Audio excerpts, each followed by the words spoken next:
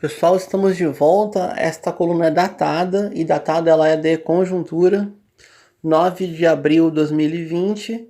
É a coluna posterior à fala do presidente Jair Bolsonaro na quarta-feira, dia 8 de abril, onde ele foi pela quinta vez em rede nacional durante a pandemia do coronavírus. Quem fala aqui é o Bruno Lima Rocha para o jornal Integração, para o Jornal dos Trabalhadores, ambos produtos e produções da Rede Brasis de Comunicação, Rádio Com de Pelotas e também travando a unidade da luta da radiodifusão comunitária.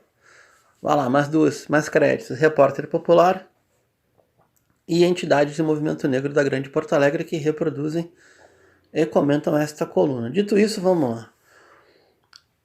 Eu, sincero e honestamente, povo, eu não sei qual é a capacidade de análise, essa análise mais fina, que a gente consegue ter da política, do jogo político, do jogo da politicagem, da guerra de bastidores, dos jogos de sombra de corredores, de todo o tipo de fofoca e fontismo planaltino. Traduzindo, a gente reproduz no campo das esquerdas aquilo que é apurado, seja pelos oligopólios de comunicação, seja por declaração na mídia de fonte, através do Twitter.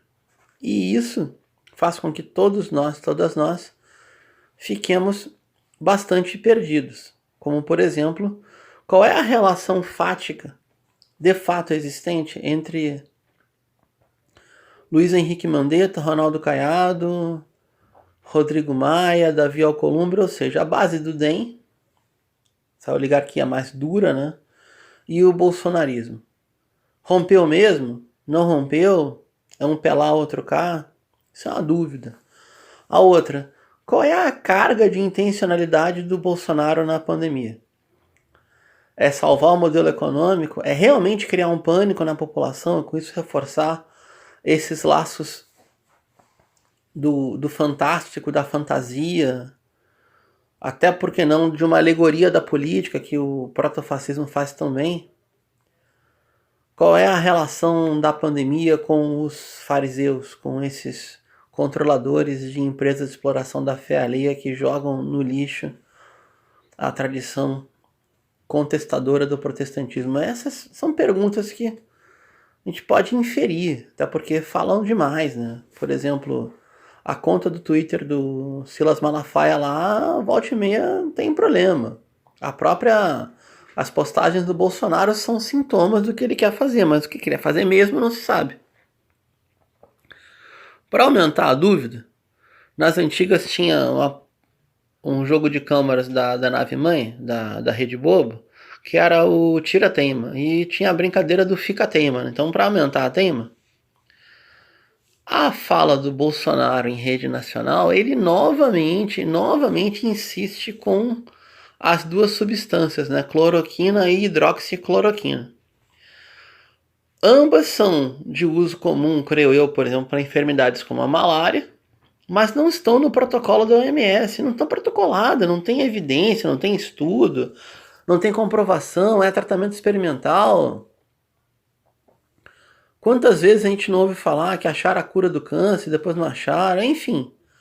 Como não médicos, não pesquisadores, pessoas que não são da área da biomedicina, da biociência, não temos hábitos de pesquisa laboratorial, a gente fica meio tonto.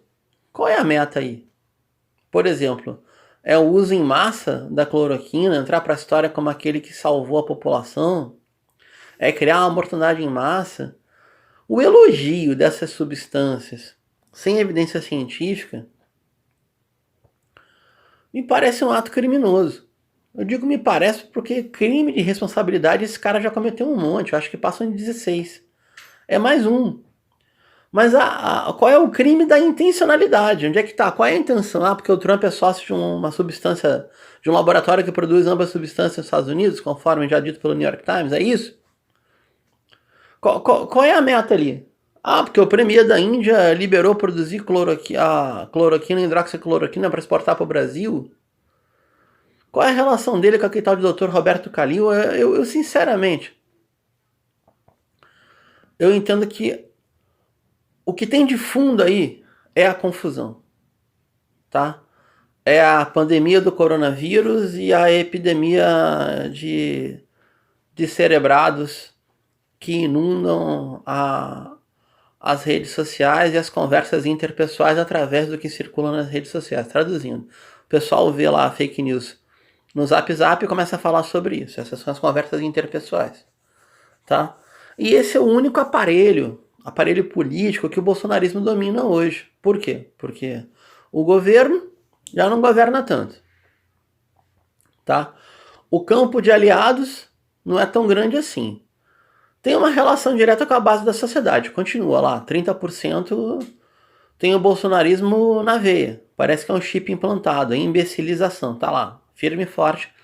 Imbecis, imbecilizando uma sociedade imbecilizada. Beleza. E o exército de robôs que o Carluxo, com seus dedos ágeis ali, faz entrar no inconsciente coletivo da população. E tem as oligarquias de fariseus, que hoje estão com Bolsonaro, amanhã podem não estar.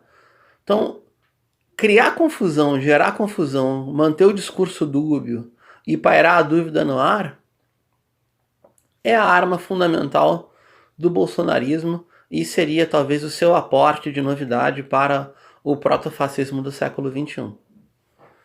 Tá bem?